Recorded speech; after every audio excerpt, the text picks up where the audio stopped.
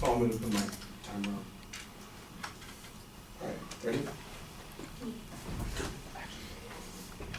Alright, so as you guys know, I'm here to talk about physician-assisted suicide.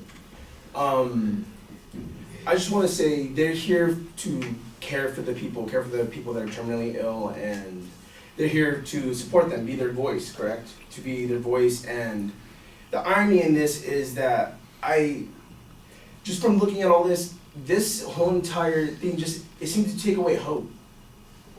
And let me just put it in perspective. You guys play the lottery, right?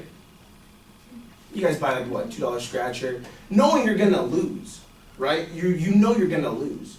There's no doubt in your mind that, again, the odds are not in your favor. But again, today we're not talking about the game of numbers, the game of cards, or the game of cash. We're talking about the game of life. So, let me talk about my first point, which is the prognosis is not always accurate. Based on doctors' prediction, we would expect 1 out of 100 patients to live, right? Every 1 out of 100.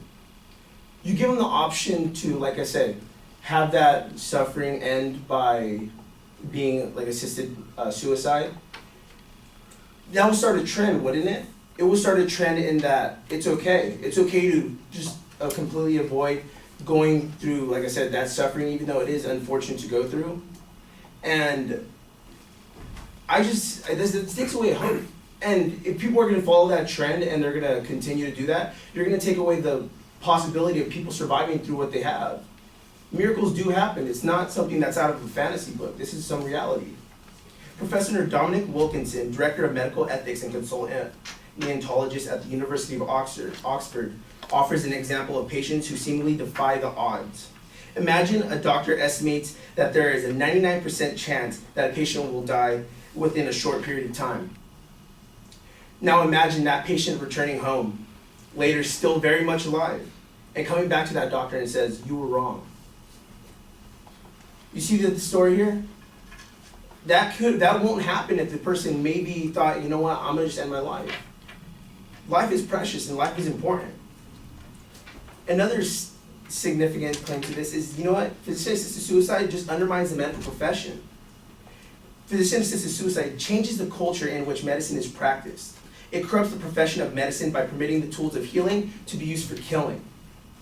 Janine Young of the Vermont Alliance for Ethical Healthcare states that physician-assisted suicide threatens to fundamentally distort the doctor-patient relationship. This is because it reduces patients' trust in doctors and divided commitment to the life and the health of their patients. Let me elaborate more on that. Now, physician-assisted suicide will provide perversive incentives for insurance providers and the public and private financing of healthcare. Physician-assisted suicide offers a cheap, quick fix in a world increasingly scarce of healthcare resources. So, okay, you're right. Maybe not all doctors want to, like I said, use this as a benefactor of saving medical resources. They really want the best for you. Again, that's not everybody. And that's not the situation for everybody. Some doctors, like I said, will go for the way that's gonna help, help everyone in their eyes, which is, you know what, let you put them out of their misery and just save the resources. Who looks at people like that? You guys are here to help people. Who looks at people as just, what, saving a couple dollars? I see life as there's no price you can put on it. You're gonna keep on trying whatever you can to keep these people alive, right? So, I see it's just really sad, and the medical profession is here to, again, help people. And with good healthcare, you could, like I said, there's a possibility of fighting through it. There's new research every day to fight every single type of diseases.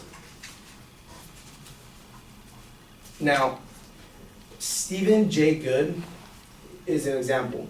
He was diagnosed with abdominal mesothelioma at the age of 40.